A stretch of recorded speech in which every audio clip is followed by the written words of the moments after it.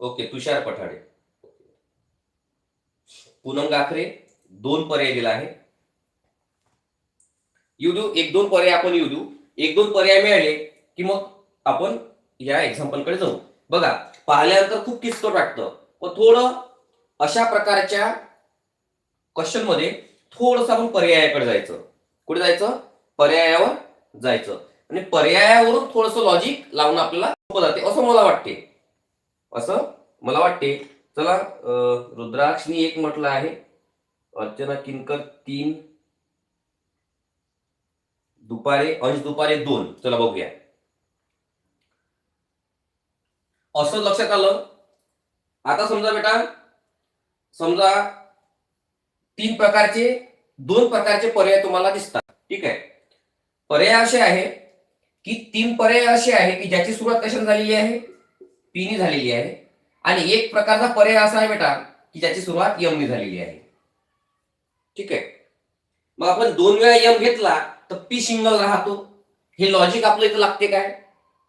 पहा, म्हणजे आपण पर्यायाकडून अशा प्रकारच्या उदाहरणाकडे जायचं असं मला वाटते. ठीक आहे. मग जनरली काय राहते? जनरली मी 99% ऑप्शन मध्ये मी बघितल्याप्रमाणे की 3 पर्यायामध्ये पी हा पहिल्यांदा घेण्यात आलेला आहे आणि फक्त एकाच पर्यायामध्ये यम घेण्यात आलेला आहे.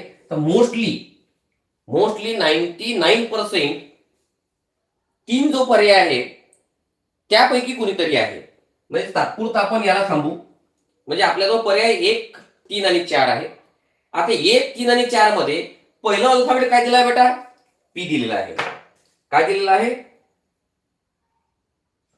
आहे? पहिलं अल्फाबेट हे पी दिलेलं आहे. 1, 3, 4 आपण अजूनही पर्याय निवडलेला नाही. अजूनही पूर्ण उत्तर आपल्याकडे आलेलं नाही. आपण काय करतोय? या पर्यायानुसार आपण इथे लॉजिक लावतोय आणि ते लागते. 99% आपलं लॉजिक यानुसार लागतं. मी काय करतोय बेटा? आता इथे पी घेतोय. का बरं पी घेतोय? कारण पहा ना, 1 नंबर, 3 नंबर आणि 4 नंबर या तिन्ही पर्यायामध्ये पहिल्या नंबरवर काय आहे? पी आहे. आता तुम्ही गेसिंग पाहा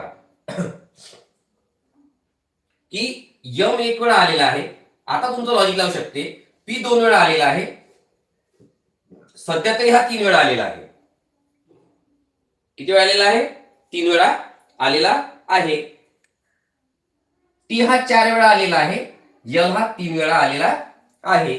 पण यलच्या आधी फिलिंग द ब्लँक्स आहे, रिकामी जागा आहे आणि टीच्या नंतर आहे. टीच्या नंतर एकच अल्फाबेट असणार.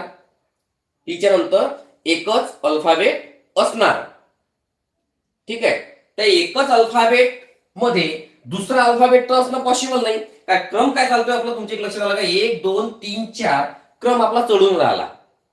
क्रम आपला चढतो आहे. म्हणजे असं एक लॉजिक आपल्याला इथे लावणे आहे. माझा क्रम जो आहे तो चढता जातो आहे. याचा अर्थ इथे समाप्त 3च होणार आहे कन्फर्म. कसे होणार आहे?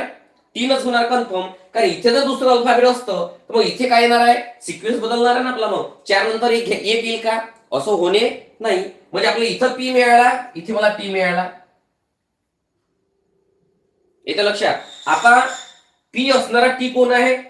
Option number 1, option number 3. माझं हे ऑप्शन रद्द झालं, मग जो ऑप्शन काय राहिलं? Option number 1, option number 3. म्हणजे माझ्याकडे पी आणि टी राहिला आणि माझ्याकडे पीएलटी राहिला.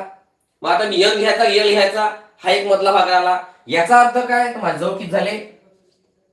टी 5 झाले. बरोबर आहे. आता तुम्ही सिक्वेन्स विचार करा की मी जर हा ऑप्शन घेतो आहे, आपण ऑप्शन कडून पर्याय म्हणजे ऑप्शन कडून आपण उत्तराकडे जातो आहे.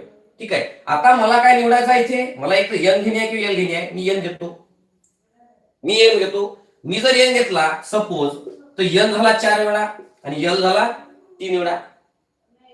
म्हणजे ही जी लयबद्ध मांडणी, शब्दबद्ध का म्हटलं आहे? त्याच्यामध्ये काय असावा? कुठला तरी क्रम असावा. आपल्या मनात नसणार. लय म्हणजे एक काय म्हणतो? सुसूत्रता. 1 नंतर 2, 2 नंतर 3, 3 नंतर 4 ही झाली लय. बरोबर आहे. 1 नंतर 3, 3 नंतर 5, 5 नंतर 7, 7 नंतर 9, 9 नंतर 11 लयबद्धता. बरोबर आहे. ठीक आहे. 2, 2 नंतर 3, 3 नंतर 5 नंतर 7, 7 नंतर 11 प्राईम नंबर लयबद्धता. असा कुठला तरी क्रम जो आहे तो आपल्याला बेटा एनी हाऊ निवडणे आहे, कारण आपली लयबद्ध मांडणी हा आपला भाग आहे.